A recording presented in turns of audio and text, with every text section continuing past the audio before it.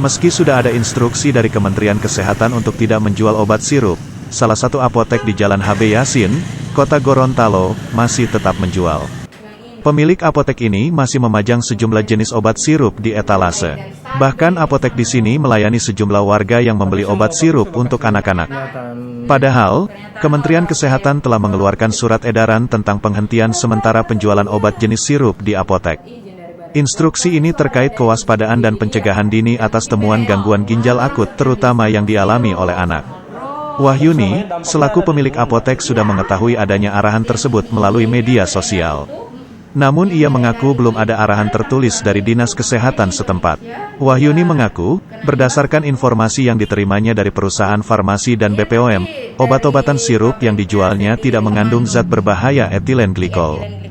Ia juga berdalih, sampai saat ini belum mengetahui secara pasti jenis obat apa yang tidak boleh dijual bebas ke masyarakat untuk sementara waktu. Kami sudah di sini sudah menerima DP info, sudah tahu dengan infonya.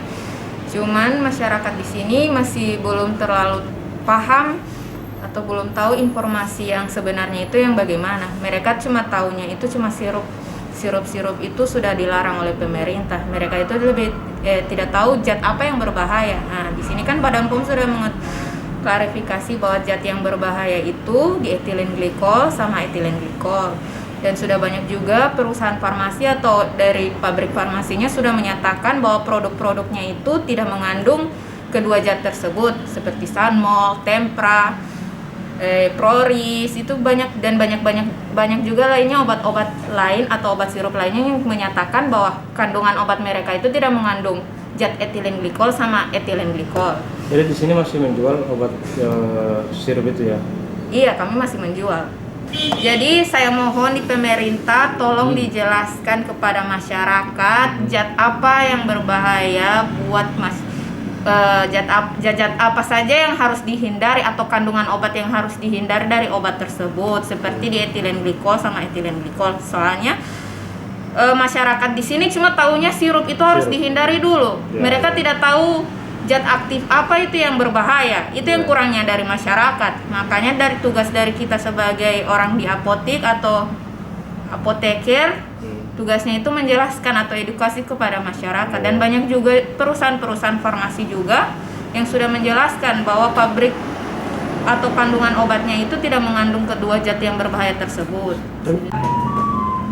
Meski sudah ada larangan dari Kemenkes, warga masih tetap membeli obat jenis sirup untuk anak. Meskipun ada rasa khawatir, mereka terpaksa membelinya untuk keperluan anaknya yang sakit.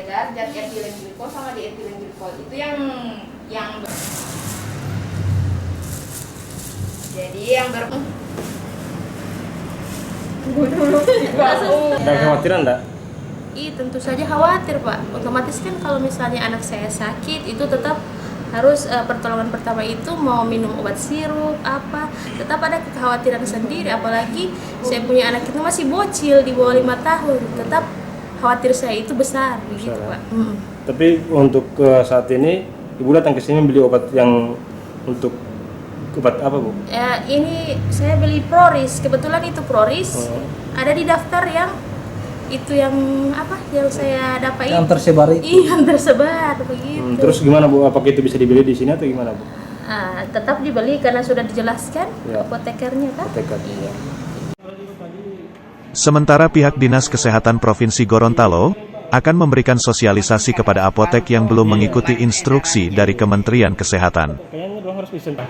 Obat dalam sediaan sirup itu kalau boleh disimpan dulu, jangan dulu diedarkan sampai ada pengumuman resmi dari pemerintah yang sekarang ini memang sementara melakukan penelitian terkait dengan hal tersebut. Pak, menanggapi dengan obat sirup yang masih ada dijual di apotek, dari Dinas Kesehatan sendiri bagaimana, Pak? Ya, nanti bidang yang bersangkutan ini akan mengkoordinasikan terkait dengan edaran dari Dirjen Pelayanan Kesehatan yang telah kami sebutkan tadi, untuk mungkin sosialisasinya masih terbatas karena cepatnya perkembangan kejadian ini. Jadi ketika yang ditemukan di apotek yang masih menjual obat sirup itu akan dihentikan sementara atau seperti apa? Iya, diimbau untuk disimpan dulu sampai tadi ada pengumuman resmi dari pemerintah sampai didapati apa penyebab itu, apakah aman atau memang tercemar, itu nanti masih sementara dalam penyelidikan. Jadi obat sirup yang tidak mengandung dan tidak mengandung Itu belum bisa dipastikan apakah dia mengandung atau tidak mengandung, hanya saja untuk antisipasi sementara tidak digunakan dulu. Kita pakai sediaan yang lain, apakah dalam bentuk puyer, apakah dalam bentuk tablet, disilakan digunakan itu, atau suspensi ya. Ibu itu yang mempunyai itu toh? Tim Liputan Dulohupa Ayidi melaporkan. Langsung ucap kamar.